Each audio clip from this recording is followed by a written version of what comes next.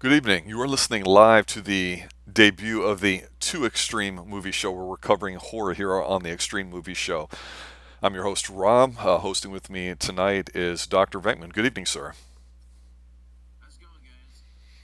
That's going pretty good. Yeah, tonight we wanted to debut a particular new stream playlist, if you will, on the Extreme Movie Show. For those of you that are new, we actually have Kicking It, where we review action shows. We have Science Fiction One to be named, where we have a few that have just started. And of course, Top 10 Tuesdays at Englentine of the insanely popular, extremely well endowed, shall we say, Top 10 Tuesday guy, Edward Brewer. Good evening, sir. You were digging the wardrobe, style, and profile, and absolutely, Ric Flair had nothing on him. And we're going to talk about styling in this movie because I think it's a very big thing. But for those of you that are not new, good evening. So, wanted to start off by just talking about the movie in general and why we selected it. So, for the horror movies with Halloween coming up, we had a lot of requests from our members about different films. So we wanted to kind of debut with something memorable. And for me, growing up in Central Florida, I wondered about Central Florida movies because at one point we were supposed to be Hollywood East. That kind of never really happened, but there is a chunk of films that are done here in Central Florida, particularly the Orlando, Tampa area, and a few others. Miami's got a little bit. For us, though, there was a big exploitation wave in the 70s, not just in Florida, but around where directors would actually, on a very cheap budget, make a film that would be mildly entertaining. You saw this in black cinema, especially that people like Quentin Tarantino that were influenced by. And there's a guy in Florida that did about a dozen or so films. I believe his name is pronounced Geffy, who did this film here. And there's some connection between Shatner and some of the people on here, and that's why they did it. So this film, micro budget, shot in about 2 weeks. I think it was like 10 to 12 days that Shatner filmed, and that was it. And everything is like a guerrilla style filmmaking in this, too. So this was filmed in 74, came out, I believe, in 75. It's a bit of a disturbing film. It may not be the greatest film, but you get Shatner at his absolute peak. So to me, I think this was just an easy call. It's called Impulse, and actually it had an original title that was even creepier, called "Wanna Ride, Little Girl," which we'll talk about. So, Doctor, tell me what you thought about this film. Had you even heard about it before you watched it recently?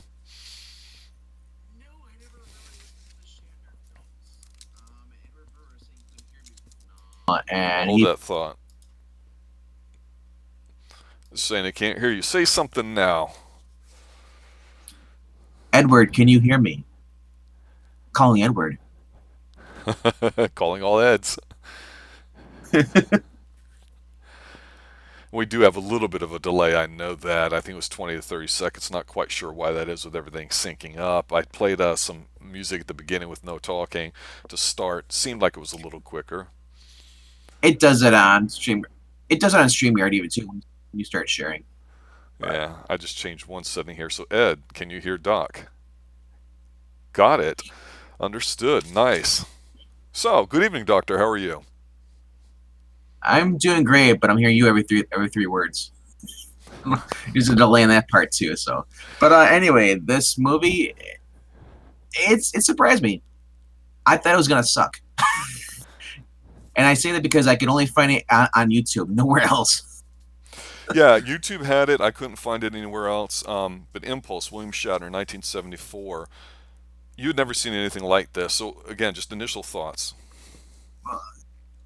It was a little hokey. He must have done this right after he did the TV show. I don't know how long the TV show went, but I thought he did the Star Trek in the '60s. Yeah, it was late 60s, so by early 70s, he was off of Star Trek. So he must have been just trying to take any role he could because he was still at the highest popularity.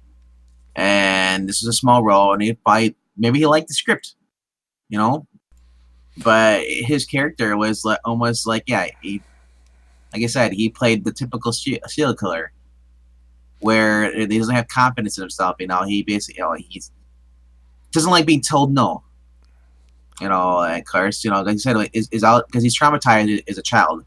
He killed his mom's I don't know what we call it, boyfriend or lover. Well, let's talk about that, and let's back up a little bit here because there's a scene that the movie basically starts out of, and it's you're not sure specifically the time, but you're thinking it's just right after World War II, sometime in the mid to late 40s, and there's a lady who's obviously drunk, single mom, just pointing it out, not saying anything other than Yeah, she's yeah. drunk and the man is drunk and he's a GI and he's fooling around with a sword that he's got, I guess, at her place that's over He the must. I'm thinking. fireplace. I was just saying because given that sword, he must have served in the Pacific. So That's a good call. I mean, I don't know how great level of detail the script is when it comes to stuff because this again is guerrilla shots. It's filmmaking where you don't have a second unit, you don't have 4 or 5 hands with you. It's literally the small skeleton crew and that's it because it's on a micro budget show.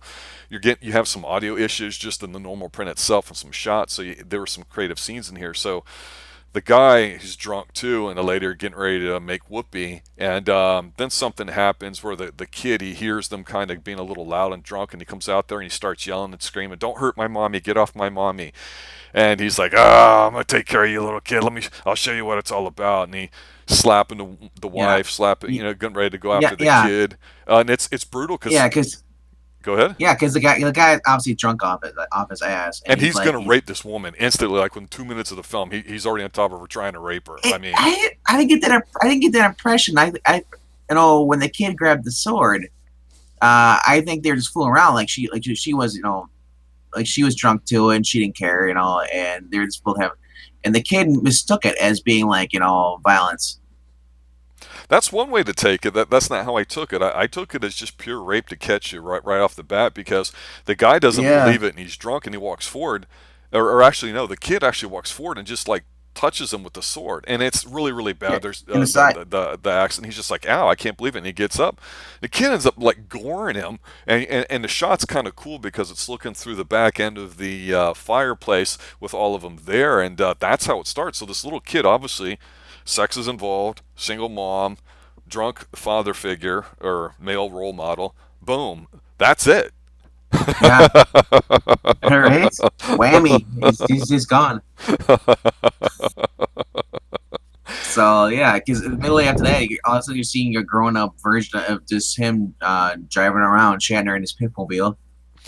Yeah, and he's getting ready to go see a show. And one thing that is really cool about this movie is that, like I say, it was filmed here in Central Florida, primarily the Tampa, St. Petersburg area. Which, for those of you not familiar with Florida, it's on the left-hand side over on the Gulf Coast.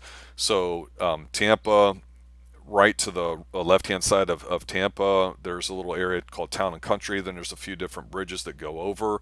So again, this movie's about almost 50 years old, and for it to be shot there, what's really neat is again, no permits. It doesn't look like they're just literally filming in the car and everything else there too. So some of these shots kind of look kind of literally cheap, like they're a student production, but some of them are pretty solid. You know what the director's trying to do with it, but it's amazing to me that you capture so much of the local atmosphere. That was the big thing for me. I love the music for the opening credits, Yes, and he's gypsy just music. yeah, Shatner's just sitting there. He's obviously got a scotch or something or a drink in his hand. And he's got a little small, tiny cigarette. They're like little cigars that he smoked. They're like the size of a cigarette. They look like those And he was disgusting little Swisher sweets that that people would get in the hood. yeah, yeah. So he's sitting there smoking there, and this girl's belly dancing up to him, and she puts the veil around his neck and kind of pulls it. He kind of gets that look in his eye the whole time, like he's gonna kill her. Like right off the bat, I'm like, what is he gonna kill her right in front of everybody else? Like, And he's not Captain Kirk in here. He's no, got a no, different no, look. no. He's like crazy Captain Kirk in this one.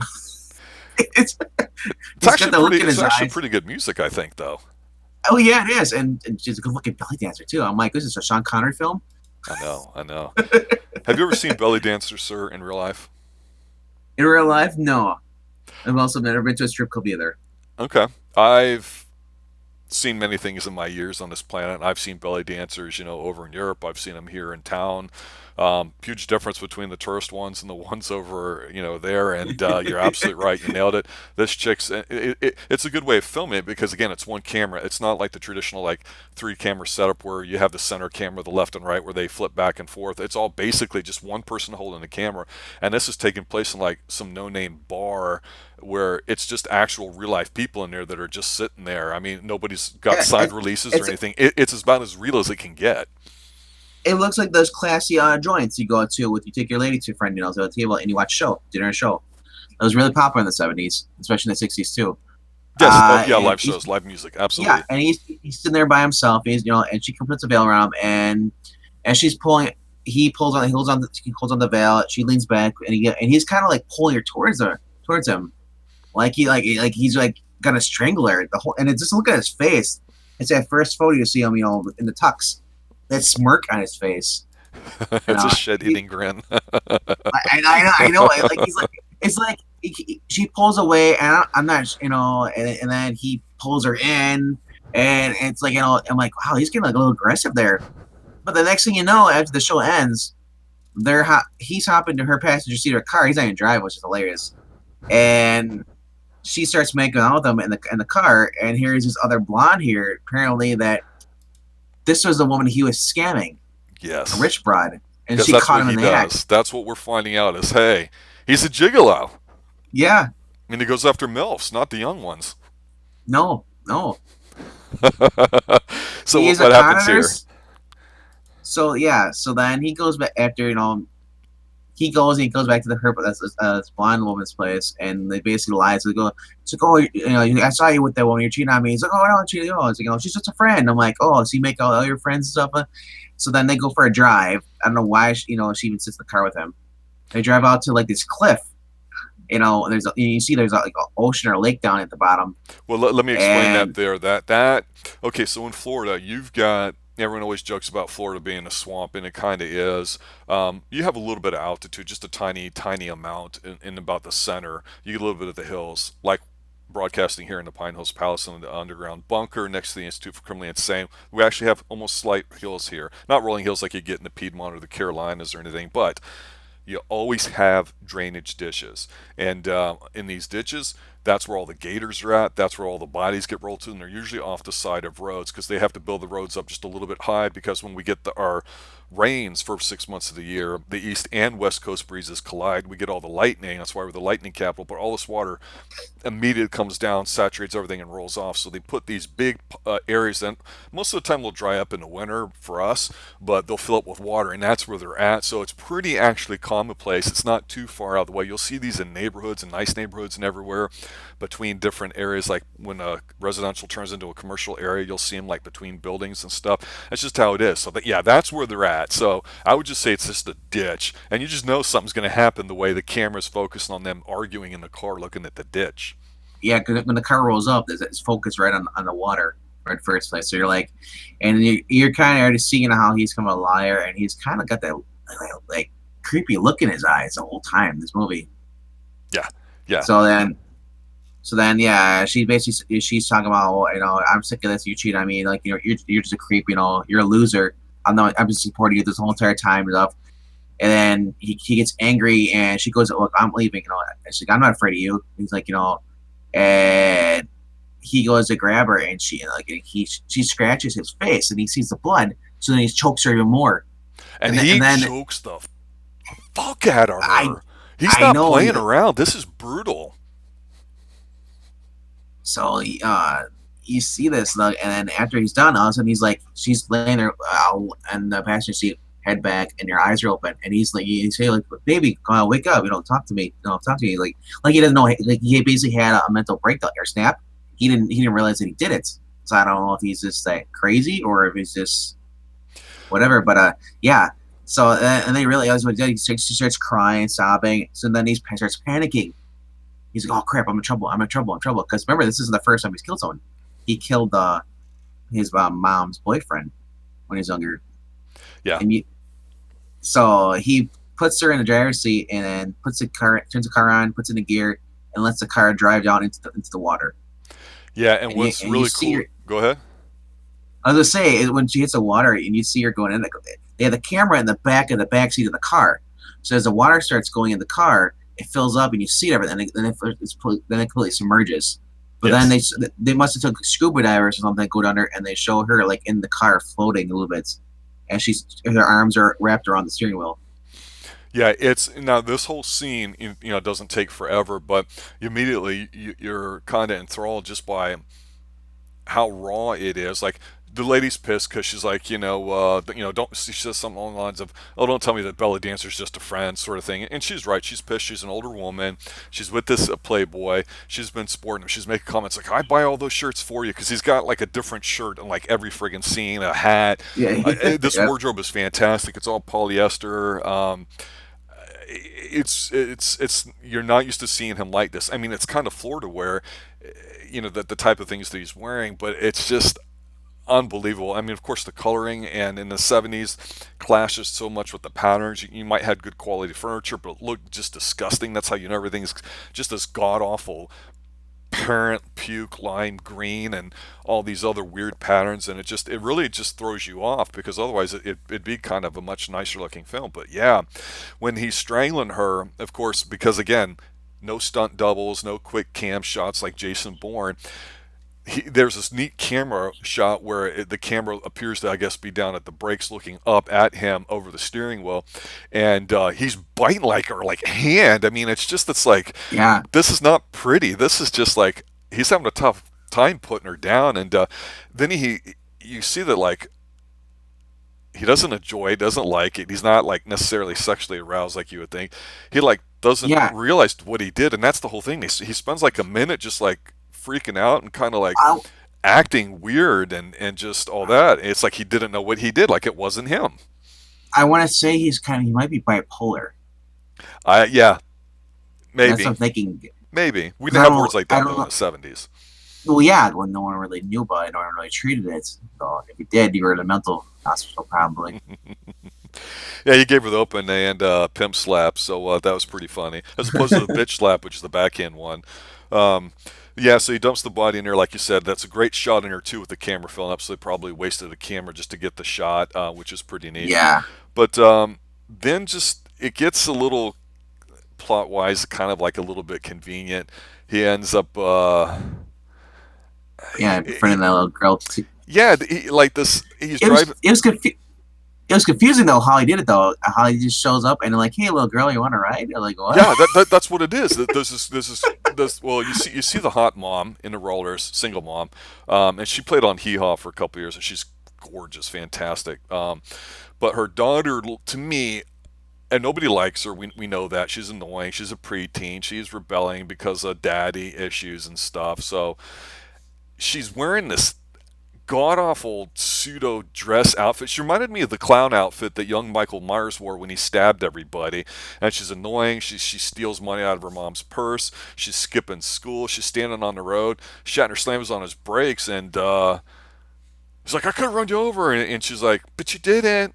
And she like gets in the car, like, oh, he knows her, and we're already like in the scene of it all, and it's not like that. Yeah, She just stops in the car. it's Now it just, yeah, and she's like, "This is my stop," and she gets off in a graveyard, and I'm like, I'm sober, but am I missing something?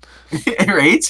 Well, I mean, people hitchhiked a lot back Yeah. then, so I'm not saying this is appropriate. I'm simply saying it's mildly So plausible, and certainly not like it would be you see, today. you learn that this girl is skipping school because you find out that her dad passed away. We don't know why or why he died or whatever, but that's why her mom's single. Hmm.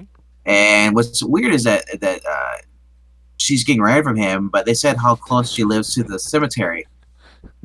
Her house is literally like a few steps away. Yeah. And while they're driving, it's like you think they know each other because they're having this conversation, and then she's like, "Look out!" And he slams on the brakes, and they don't even show it, and you don't even hear a thump. But he hits, it looks like a shepherd, and she's like, "You killed Yeah, it!" And here's the thing too, he goes into this like hurt boy little kind of thing, like, no, there's a lot of blood. Somebody should have been there to watch it and protect it, and he and had he's dropped biting her his off. pinky. Yeah, he does the thing where he puts his pinky in the corner of his mouth, and you're like, man, this is where Doctor Evil got it from. Because I'm like, Yep. where did Doctor Evil get it from? I know people did it, but this is the first time I can see it, and, Yeah. and this is like Yep. 1974, 75. So yeah, I thought that was a little bit odd. Yeah. Because he did it as a kid too. After he killed the guy, he did the little pinky thing in his mouth too. Yeah, yeah. So yeah, it means he hasn't really matured. Oh, All right, so let's fast forward a little bit. Let's talk a little bit about the single mom and what she does for a living. Oh, you talk about what's her name? Jennifer Bishop. Jennifer Bishop's the actress name. Yes, Miss Hee Haw. Yes, she looks like she works in a strip mall or something like that, and she has her own little Japanese store. She sells little trinkets and her stuff, but she also sells like packets of cigarettes and stuff. Yeah, just crap. I mean, we would get these strip malls Yeah, in mass yeah, starting in the 70s with Disney opening and Epcot. So, yeah, just a little thing there, too. But she's working on this mannequin, and she's like going to like put like a dress on or something like that. yeah, And she yeah. slips and falls. And who's there to catch her? Crazy Shatner. Matt Stone. Yeah. Right. You're like, okay. They kind of he's in there to get some cigarettes, and then you can tell she's getting kind of wet just at him the way he's acting because he's got Yeah, this oh really yeah. horrible Well, leisure suit on and all that too. right. But she can't stop smiling at the guy. Well, it's William Shatner back in the days. He was a good-looking guy, obviously he used that to his advantage. But when they say it, the cute ones are always crazy. Well, he doesn't. The thing here is he doesn't actually like hit on her. He just like stays in character about being flirty. I mean, he's smiling and he opens the door and he's leaving and he stops and Yeah. he just kind of looks at her and you're like, okay, so you're like, okay, and he didn't do anything. I was like, what the hell's going on? But then it gets kind of weird because the next scene is they show him like in the parking lot and he's sitting there, he's jittery, nervous, and somebody had just got like ran over on a motorcycle. And you don't see it. And you get these people dragging him off, and the guy's like, hey, get the hell out of here. I'm like, what the hell is this scene for? Is he stalking her? Because you don't see it. And then there's the weird scene right after that where he's in the hotel room, and this chick who I think was his wife at the time, this is back when phones actually had analog signals with wires, so you'd have to plug them in and you would have to buzz people in and out of doors a little bit like you would do with a card reader today. And this chick Yeah. is just, she looks like she's 19, chewing gum, going absolutely bananas. He's like, your buzzer's going off, and she's like, oh yes it is. And you're like, oh dear lord. Then he's smoking in the bed, and guess who knocks at the door? Oh my goodness, it's the hotel lady. Then they Yep. make some sweet, sweet love. Yes, this is Marcy Lafferty, who actually was his wife at the time. She's a good looking woman. I know, right? Really nice body. Very young. Uh, I guess they're still friends or something to this day, apparently, because she. Oh, even after this movie or stuff, they divorced. She went to different conventions with him, so I don't know if they were friends. Yeah, I really But don't know all that stuff. I try not to get into all that stuff, but he's been yeah, married a few times, and I think this is the first one. Um, my understanding was he felt like he was in a bit of a low period because he was trying to, he didn't necessarily make a ton of bank on Star Trek until later when the movies came out and it got resurgent, more popular, and before he hit big in primetime with T.J. Hooker. Because back then, TV was considered a separate animal than movies, so he wanted to yeah, stay employed and he's working, but you know, again, she's just not really much of a character in here, other than to show that yeah, yeah. No, no, he's willing to no. have sex, with females, and he's a Yeah, straight up that he's gigolo. handsome. Yeah, because the next scene he meets this old guy. He's buying like or he's getting like his business cards printed up from, and he meets this older lady, and she's like, "Well, who's that?" And this is his mark. This is who he's going to be working on next a little bit because he waits for her outside, introduces himself. She's like, "Oh, well, I'll invite you over," and there's a scene where he's driving around and you see the water and you're like, man, he's got another pimp suit on, and it's like, okay, you see what's going on. The problem is here we're about halfway, not quite halfway through the movie, maybe a third of the way of the movie, and you're not quite sure who all the characters are and how they're all related. But what happens is when they get to this old lady's house, Julia's her name. She's the old lady that's had a lot of husbands, got a lot of money, but she happens to know the cigarette lady, Anne, who had the annoying girl Tina that Shatner gave a Yes. ride to already, and they're all like friends and know each other. And you're like, oh, okay, that's convenient. I'll let that Yeah, go. Yeah, that older lady that is infatuated with him is played by Ruth Roman. yeah. Who Was was Strangers on a Train? I want to say was Hitchcock film. She was a lead, so she's actually a decent yeah, actress as well as Shatner. yeah. So there's not a bunch of scrubs in here. There's legitimate people No, doing no. legitimate acting. Yeah, so the neat thing here is when he goes to work on her, he brings over the gift. He's charming. He realizes he's being set up to work on the younger one, which is kind of weird because it seems like he doesn't actually have sincere interest in her, but he feels like he has to make sweet, sweet love to her or seduce her so he could spend time with her to get the old woman's money because the young one's not going to have it. And that's kind of the whole setup to the movie. So he's playing Yep. Mr. Charming at the table. Again, the camera shots are a little wonky because, again, there's just one. Some of the audio's off. But he's doing a good job of just being, well, I'm Mr. Shatner. I'm Mr. Matt Stone. And yes, you're quite Yeah, charming. he's suave. He's got the all he needs is the alcohol in his hand. And he's a cigarette. He's good. You're getting the Shatner charm. Well, again, it's a movie that isn't plot heavy, doesn't necessarily have a No, lot of no. action to it. So, what scenes it does have, like here, you're seeing a shot of the entire room.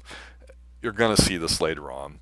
So the old guy who had given him his business cards as friends with the lady, he was there. But he's talking about investment advice, and he's make believe and he's an Yeah. investment guy. So what's cool is he has the business cards. He's a complete scam artist in addition to being a gigolo, and he's basically trying to say how you can double their money and everything. But right outside when they're leaving in the evening, he walks into the car, gives her a kiss. It's not a very electric one, but she's like all ready No, for that it. yeah. So it's like, okay, everything's kind of in Yep. motion. There's no Yep.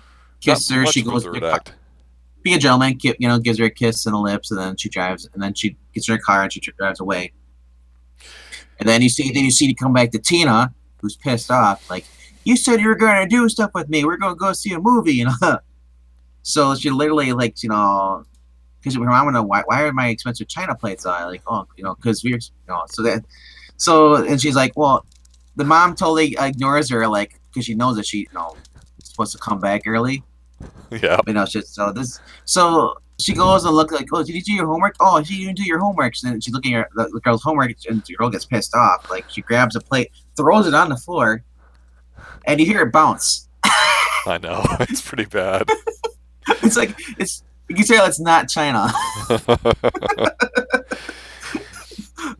Yeah, But it's pretty bad, and so this is the seduction scene in the sense that, or the romance, I guess, for it. So they kind of get into it, but we can't really go too much farther until we get introduced to pretty much the final character in here that ooh, is the he's guy who he seems like he owes a little bit of money to. So he takes Anne out on a date, and so they filmed it somewhere in some garden there. And it's neat because this is being filmed at the time it's actually going on. It doesn't look like it's 40 extras walking around and they close the park and it's obviously set up. This looks about as real yeah, as theme parks really look at the time, or gardens or that sort of thing. So he's walking around with her, and yeah, he's again new outfit. He's acting like he's all in love. I mean, a much bigger range than what he had earlier in the film. I mean, he's like pinching her cheeks. They're watching the fountain, but as soon as they walk off, they zoom into somebody that's smoking a cigarette. A guy that's about 5'10", 5'11", about 300, jacked, full of muscle. And you know who this guy is, don't you?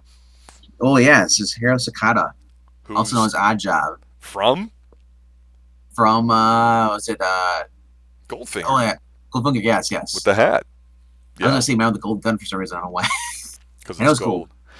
Speaking of gold, I liked Edward's comment is gold here in channel. He's saying that China was made in USA 1974. Let me take my moment to mark out about economics and say that US had just went off the gold standard or any pretense of it in 71 with Nixon. So you had an immediate crash because things have gotten devalued, and so you'd see a lot of issues with a really, really prolonged depression in the 70s. So despite the fact people were working, things were changing dynamically that hadn't really changed at all before in American history for the Hmm. past 50 years. And a part of that is there was a lot of high quality things produced that eventually went away. And now everything literally is made in China because it's cheaper to import it than to make it here. It wasn't that way back then. So even though Yeah. like Tina's pissy and she's dropping the China and all that, the stuff was good quality. So you could be a single mom raising a kid and still having a reasonable expectation of standard of living that was decent. Um, but yeah, she's just annoying. She's that preteen that just wants the attention. You're like, shut up.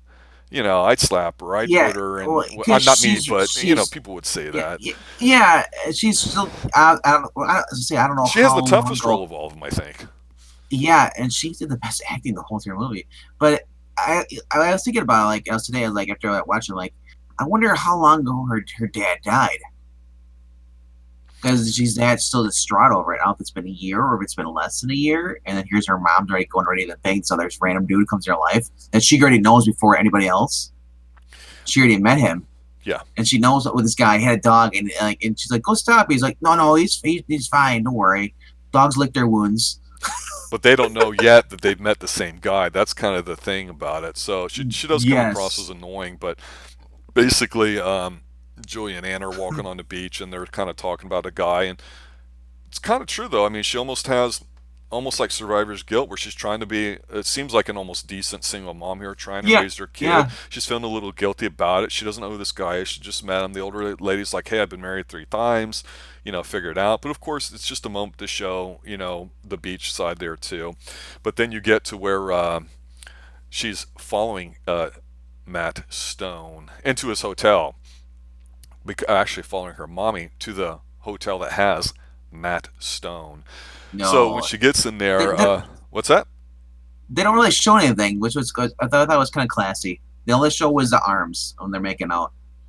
Yeah, Like and then they're in the throes of passion, just laying there, and she's like, "Okay, I yield. I give myself over to Matt Stone," and they're just staring at each other, yeah. and you can't tell if he's faking it. You can't tell if it's real, but What's she's looking in the creepy is window, watching it, and she freaks out. before this scene though, where he's laying there, obviously after sex, she's laying at this Jennifer Fish is laying it on him. She's obviously worn out because he's a good lover apparently or something. I don't know, but That's a good point. he's he's he's looking at his picture of his mama on his nightstand in there in the motel room, which is so creepy. It's like, dude. That's true. So He brings it with him, like because he's supposedly on the road on a business trip, just coming from Jamaica, looking for investment money. yeah. Like, yeah, whatever. But it's believable enough to be a scam. Um, So obviously he doesn't care about her whatsoever because the whole after that he's just staring at a picture of his mom to the right of him, and she looks up at him and he quickly looks back at her to hide it. I'm thinking she didn't see the photo. What girl would see? Oh, who's this creepy? You have a picture of your mom on the nightstand. What the hell's wrong with you? she was going Like, over put there it to get down. I some want to see her. Shatner juice. That's it. So she didn't really care. She Right? was gonna put the wampus down on him and just make sure he's caught before he Well, runs off because he's only in town for a few days. And she was like, "Well, how we long are you don't. gonna We stay don't. in town?" He goes, "Well, that depends. It depends on your friend." Ha ha ha ha. With the investment because that's what they're working on. But yeah, we get more Tina. We get her bitching and complaining about Oh, to Julia the old lady about the guy and this and that and well, yeah. She blames Julia for introducing this guy to her mom. This is all your fault. You're turning my mom into a hussy like you. yeah, pure You know. manipulation. It's all these women talking, and then Shatner's just trying to take her out for a drink, and she's kind of complaining about stuff, and it's like, really, really, but she looks so good sitting at the table. She's got that glow. But the guy sitting next to her is. It's not. Well, let's do his name proper, okay? It's not Odd Job. It's Karate Joe. Karate Pete. I'm sorry, Karate Pete. My mistake, Wow. sir. I don't It's know right on the why. side of his truck. That's right, it is. He has the thing hanging on it. So he sees Karate Pete and he basically tells the lady, "Hey, I got something going on." And then this is perhaps the worst scene in the movie but it leads up to one of the best. Karate What? Pete meets him in his room to talk about stuff, and he's like, "Hey, I'm 50. I can't, I need to get the money. I need blah blah blah what you owe me." And he's like, "Well, I'm working the lady and blah blah blah." And he's like, "I find you wherever you go." And this is painful to watch. What do you think? He's basically getting down, and and then you find out that this guy Shatner actually was put in a psychiatric home, Yeah. You find out as a kid, his and mom abandoned him afterwards because she couldn't deal with the yeah, fact that he killed her drunk so-called lover. lover. Yeah. I mean, which shame on you, mommy. So, and you hear her voice saying, "This would be great for you. It's best for you," and stuff. So he goes, "Yeah." And then he's talking to Karate Pete, telling him about this. Like, yeah, I told him, don't let me out. It's like who would send a puppy into a big world like this? It's just cruel. Because he treats himself as being as an innocent person. and like barely he's not as smart as everybody else is. So even he feels he doesn't shouldn't be out in the world. Well, it does set up the scene that he's basically working the old lady for money. He's going to have it in a couple of days. So you're like, Well, okay, yeah, we're halfway through the film. We're going to just cut to the chase and all that. But we have to deal with just a little bit more annoying Tina, crying and bitching. But she's following him. She gets in the car, and it's at oh, nighttime. And so this is where you see what you're saying, not Karate Joe, but Karate Pete meeting him yes, because they're supposed to meet and then like go get the money from the old lady's house in her safe and find it. yeah. What how he does this is like I still don't understand is like you see Karate Pete standing in front of the car wash thing when it's opened up, and That's where also they're you see meeting. Yep. so he walks in, he doesn't know where he is. Here's Shatner on top of the freaking building Yep. with a rope, the noose, wraps it around his neck, and then he pulls it up so he's hanging him. I'm thinking, how does Shatner not break his back trying to lift this guy up off the ground?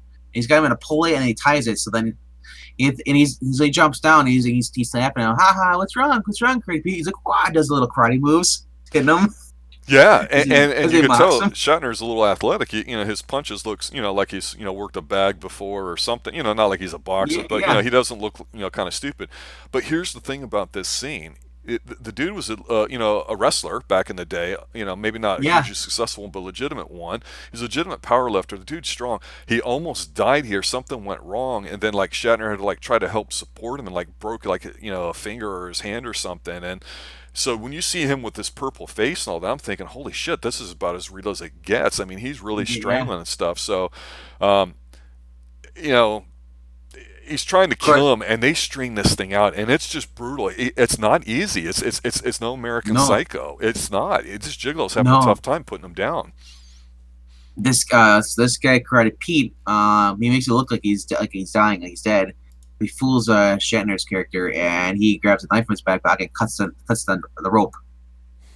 So then they chase him, and you see Shatner running like a little bitch. He's running to his car. Yes, not knowing that Tina's in the back seat watching all he this. runs. He runs into the passenger seat, and then he runs into the driver's seat, and he locks the door so he can't get in. And here's this guy Karate Pete doing his classic karate chop the window like he did to Connery and Yes, Goldfinger. yes. Same chop. So he does this, and it cracks the window a little bit, But then he drives forward and he pushes. Somehow I don't know how Pete got in front of the car and couldn't get out. Well, Pete was just in front of the car, and so Matt Stone decided that okay, I'm going to run him over. So he just turns and he runs away. But really, what's behind him is the car wash they're meeting at. So he just starts going through it, and this is perhaps one of the most famous scenes from this movie because he's going through the car wash, and basically you see this is like the entire car wash cycle. You see the water, you see the wax, you Yep, see all yep. that. It's kind of sloppy edited. He's got the noose on his neck. He's running through it, and you're like, oh, maybe he's going to get squashed. Maybe he's going to go through the rollers. And you're like, well, how would they do that in the film where they don't have any budget for special My effects at my all? first my first thought is a hot wax is gonna kill him. It's gonna scald him to death. I was thinking he'd do it or he'd like slip or something and get run over. But they actually make it through the car wash, but he bumps them. Then he backs up, runs over him again, and then he puts the body in the truck Well, and drives off. so yeah, Tina sees this at first, so it's hilarious. Like I don't know if she sees it or just hears it, when she feels the big bump, he goes over him. So Yeah, she's freaking out as it is. She's in the back seat. Yeah, yeah. He said he puts him in the back of the trunk, but then they don't see what he did with the body though. They never really show where he got rid of him. yeah, I guess kind of true. It's a little bit of a loose end, but I mean, Yeah, you get Shatner like trying to like once she runs out of the car or whatever, he's like, don't tell anybody, I'll kill you. Da, da, da, da. And it's weird because the scene's so dark, you really can't see what the hell is going on. So it was filmed at, oh, they boy. didn't have the huge Oh, lights everywhere that they do now in all the movies. no, no, I love it though. That's more authentic. You can't see him when she's hiding. You can't see her. Yeah. You can barely see them, but it's enough to make you believe it's nighttime. Yeah. It's not at a studio. Yeah. Uh, I was just gonna say, like, he's calling her. He's like, Gina, come here, like, go back and stuff. And she basically just hightails it. But he's kind of got that like boyish kind of tone to him. He was a bad guy. I had to do it. He hurt, That's like, okay. And what I liked actually, what happened next is the fact that, there's no police, there's no this, there's no whatever, there's no cop coming looking for him. And All she called the police though. Remember that? She It was did, but she eh, kind of didn't really. talk. It, well, she ran home and she turns the light on their bedroom. First of all, I would never turn the light on. I would have the light off. Yeah, yeah, yeah. That's true. That's true. She's on her bed. She called the operator, and operator got a number for the police, and then she didn't. She got so scared where she didn't say anything at all. So then they all hear is it's sheriff, hello, hello, where are you, hello, and you hear her crying on the bed, and that's and it is immediately goes to the next day where so they really follow up on the because if that would have been today, the cops would have been there within like 10 minutes. Yeah, and the thing too is at this point, what I was gonna say I liked about this because we're really pretty much winding up here in the third act is that like, Yeah. um, it's like things are almost back to normal, and he has to keep up appearances because he's got to get this money, but he still wants to get the money even though Karate Pete is out of the way. You see a pretty typical neighborhood that you would have, and actually a decent sized lawn and everything. It looks kind of dated, but she's Mm-hmm. checking the car out. She's looking at stuff. And then the mom's got, these small jeans and this rolled up shirt, which is a look I definitely know, back in the right? 70s. And Shatner's got this absolutely incredible beachwear on. He's showing the guns, and it's sleeveless, it's striped. I mean perfect dad bod and everything. And he sees Tina telling her mom, and hey, something's going on, but you don't hear it. So it's a nice little shot with them zooming in, and she's like, "You gotta stop it." And so they're driving the car down away, and she's like, "I'm cold. Roll up the window." And the mom's like, "Yeah, whatever." Matt Stone does it, and the window's not cracked. So it's like, ha ha ha ha. It's like he got it fixed, and so it's like this little war between Tina and Shatner. The whole movie has, and that's how it concludes with them. Their whole thing almost. Yeah, it's just you get to the point here where you're like, okay, how's it gonna finish? Because the bad guy, the Karate Pete's dead. Well, Something's yeah, gonna happen. But basically, you get a few more minutes of annoying Tina trying to just do whatever. She's walking down the street by herself. Shatner pulls up and he's trying to explain to her, like, be on her side and win her over. and he does say that. Hey, little girl, I need a ride. He does say it too. Yeah, it's this. She's like, well, I'm not afraid anymore. And you know what? She snaps. She's kind of like, I get it. I understand what you are. And you know what? He just runs off, and he just looks so weird, like because it's like he's the 10-year-old little boy or whatever, 8 years old instead of He's the worried. He's adult. worried.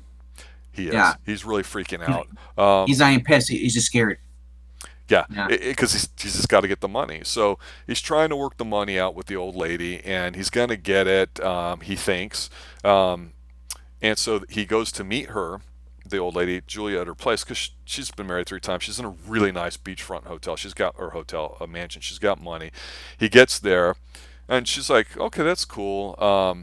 So she's like, okay, we can do this and all that too. I'm sorry things aren't going too well. And he's trying to tell her, yeah, Tina's crazy and this and that. So he's still working the mom, and the mom's buying it all, the Yeah. old lady. So she's like, well, I'll go ahead and get the money. I'll have my lawyers figure everything out, and we're good. And he's like, well, what do you mean? And he's just like, well, I just don't have it. And he loses it Yeah. because he's a bit of an imbecile. He might be He's a like, gigolo, but he hasn't figured out it doesn't work that way. yeah. The lawyers have to verify that his business is real, and he starts panicking. So Yeah, then he ends up trying to kill her, and after she managed to get away from him strangling, and she falls back, grabs a knife from one of the because her husband's collected all these different war stuff. yeah. Suits. So, There's like so suits of armor there, all sorts of war instruments. Yep. yeah, so she uses the knife, and she ends up. I think she cut him. Yeah, she cut his hand because he swiped it because he tried to grab her. So, but then he kicked the knife out of her hand, like classic, defense, whatever. You ever see the movies where someone's got a knife? They always kick it out of the hand. Yeah. Yeah. Yeah. So, but he grabs the knife then, and he basically like they have a power struggle where he's gonna stab her, but then she knocks him off. But then he grabs her again, and then he sticks the knife into her. He stabs her. So then he's in there, and Tina sees this through the window. Yep. He sees Tina. He's like, "Oh crap!" And he runs after her. They have a chase through the cemetery, Through the and yeah, yeah, through a building. Yeah. it's funny. It's like a Roadrunner Wild Coyote because like he cause she's running after, or she's running away, and he's running after. Yeah, I can't catch her. And he runs away, and then he's like, He's almost out of breath, and he keeps looking at the blood on his hand. He's being traumatized by it, and she like he. There's a part where she's on top of this monocilum or something like that, or in there, and she's looking down at him, and he's walking around, and he's like, "You can't fight her, you know." And he walks, and then he walks away, and then you immediately see in the back, because he walks towards the camera, she jumps down, and then you see a little figure run away, Yep. and then he starts speeding up, chasing after her, chases her into like this funeral home. She screams when she sees a dead guy in a casket. Yeah. And this is an expensive looking funeral home. It looks like the one right down the road that nobody sees and ever goes to, but it's there. You're right, right. Then he hears her. He walks in there, and then he's chasing her. She trips and falls on the stairs. So then we think, well, maybe she broke her neck because she's not moving. But then he sees everything. He starts remembering all the funeral when he was a kid, and he's freaking out. Yeah. So he starts having a panic attack and stuff. So then he's like, "Oh crap! I need to get out of here." He already told her mom when he met her at the store earlier that he's going on a business trip for Jamaica, and he told her, "Well, if you want, seduce her. Well, if you want, I could double your money. Go." And she's like, "Well, I don't have money. It's in the bank." He's like, and he basically grabs her aside, he tickles her. He's like, "Why don't you go get it then? I'll watch the shop. Don't worry." The guy comes to get a cigarette. He's like, "We're closed." And like, dude's like, "Okay, whatever." Fuck, leaves. Yeah, so he somehow gets $10,000 cash, from Ann, the hot single mom, and she actually gives it to him. I'm like, 10,074. I mean, God, that's probably 25,000, 30,000 now cash. That's a crap ton of money, and Yeah. you could buy houses at a severely low rate around 1980 because the interest rates were So so high. My goodness. he didn't want. He was greedy, a little bastard. He already had 10,000 back in the 70s. That's a lot of money. Yep. And so then he goes to the old woman's house, Julia's house, Yeah. because he's like, "Well, I'm gonna get the money out of the safe because she mentioned she had a safe." He already runs back there to open the safe up, and he finds out Julia's already laying there stabbed, presumably dead. We don't know at this point. We figure she is. She hasn't Hmm. moved. They're really not showing much of her. He's in there. He's going through the safe, and he doesn't realize that all she has is there's like bonds and stuff like that, deeds and stuff. Yeah, useless He's for like, him. yeah. He just wants cold hard cash because he's gonna flee. Cash is king, especially in Jamaica. Yeah. So, hey, while he's in this, and all of a sudden here comes Anne. Yep. Anne shows up, Tina's mom, because she was supposed to meet Julia, because Julia had phoned her after having a conversation with Tina, because Tina had said that, well, how he murdered his people and how he's a care, he's a crook. So obviously she must have figured out that this guy isn't who he is. He was going to talk to Julia, but he got interrupted by him appearing in her house, Yep. which she had locked. He broke into it and killed her. So anyway, here comes Anne showing up, and Shatner's behind the door, and she's walking in, and as soon as he gets it, he grabs her, he's screaming, and he's manhandling her. He's gonna try and drown her in the The fish tank. fish tank. Yeah, And and this it's is brutal. funny. This is tough too. It doesn't look Yeah, simple or easy. no, no, no, and all of a sudden you see that woman, Julia. She apparently still alive. She's not dead yet, even with a knife in her gut. She grabs his leg, and she's hanging on. He looks at her, and he just kicks her, and then she proceeds to try to drown the mom. So then, out of nowhere, all of a sudden you see him stand up, and blood starts pouring out instantly out of his mouth. It's like the You two or turn three around, instances of blood in this movie. I mean, really. yeah, I know, right? So then you see, like, who's behind him is Tina, and she's got a sword. Yep. Because they showed the sword earlier. Yep. So yeah, and then he's like, "What the hell?" He's like, he turns around, goes there, and she gores him. Yeah, he walks forward, and it's the entire circle of life on film. Where what the start off the movie is the Yeah, way it finishes, where he starts walking forward, and she's sitting there petrified, she's holding the sword, and you're like, "Oh, I get it, ha ha ha." So he does it, and she just takes a little step forward, and you kind of almost don't see it just because of the way that it's filmed. But he falls down, and he's reaching out to grab her, and it's Shatner's big death scene or whatever. And you know how to yeah, end a movie? You just roll the credits, and that's pretty much yeah. it. Yeah, she freaks out, and then mom looks, and she looks back, and she screams again, and the mom just pulls away, and they go outside. That's how it ends. Yeah. Yeah, it's So but Impulse, William Shatner, everybody. I mean, final thoughts, Doctor. What'd you think?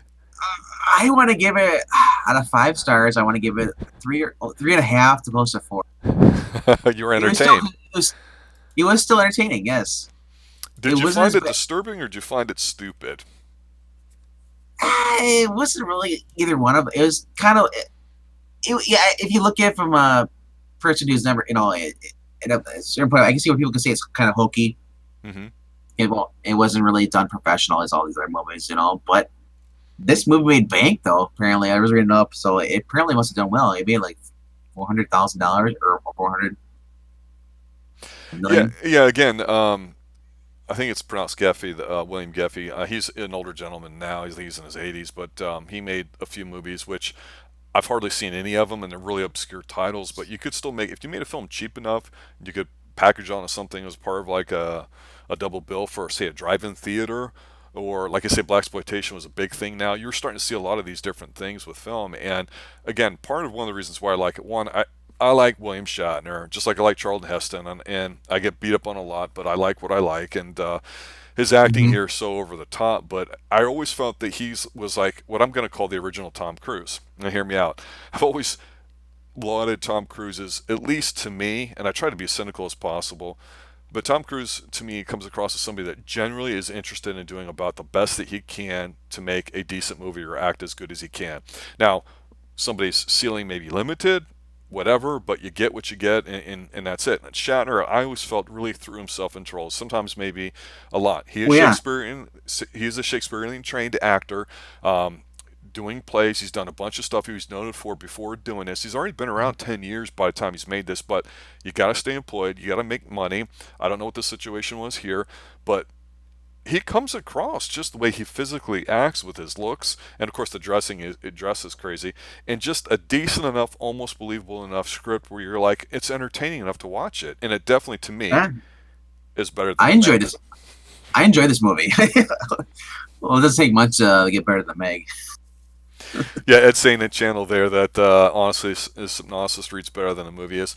Yeah, I don't disagree with you. I think this is the kind of movie that you don't necessarily seek out to watch, but if you know about it and you're in the mood for that kind of thing, you watch it. So like to I me, look. I would watch it like if I was in a mood. I wouldn't watch it like around Christmas, but if it was on late at night and it was coming on, I didn't know what it's about, and I started watching it, I'd probably start vibing on it because I mean, let's be honest, it's just barely manageable to be considered a film. But there's a lot of average stuff out. Like I always talk about in today's movie theaters that don't do anything, don't try anything, and they're boring. At least this is somewhat entertaining, and so I will give it props for that. I'll give you a nostalgia effect. When they show a little girl talking to her dad at the gravestone, and you hear the music in the background. It's like an orchestra almost, and it brought me back to when I was watching the original Bill Bixby Incredible Hulk. Whenever they did stuff like that, you see just the way they acted, the way the clothes were and stuff, Hmm. the same shots, the same sound, music they'd use, kind of like that.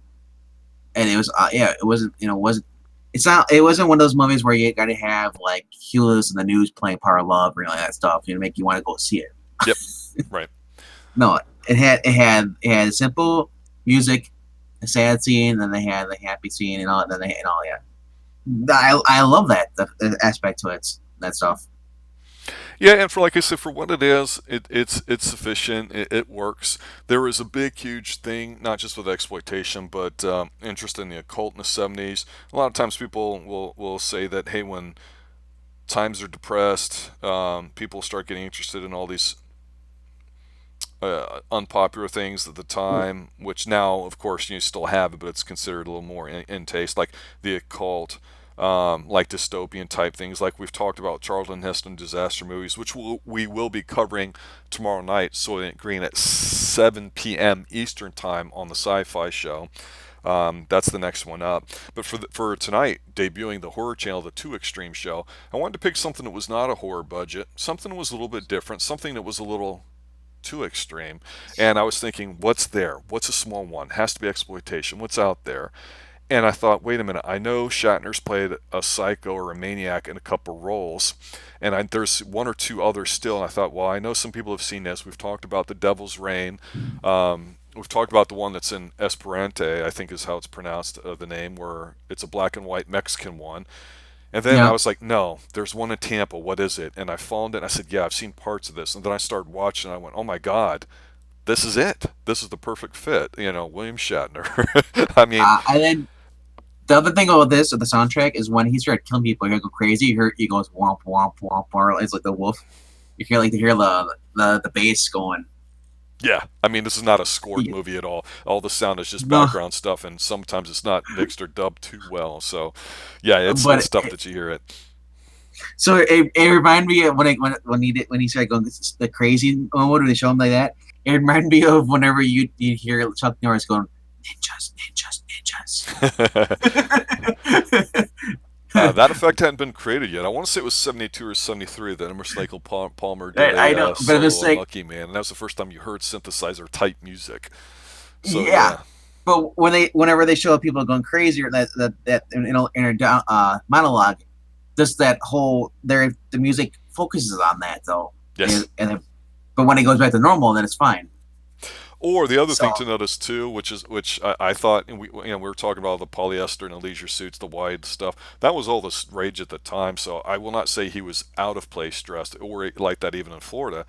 However, when he's in evil mode, he's very dapper. I don't know if he's wearing a toupee. I assume he is, but he looks clean. But when he's starting to get crazy and all that, his hair looks really bad. He looks really unkempt, and he looks just sloppy. So that's one of those things that just to have that contrast in there, so you can kind of know where he's at. And like I say, basically no blood, but you start off with an attempted rape, a gore.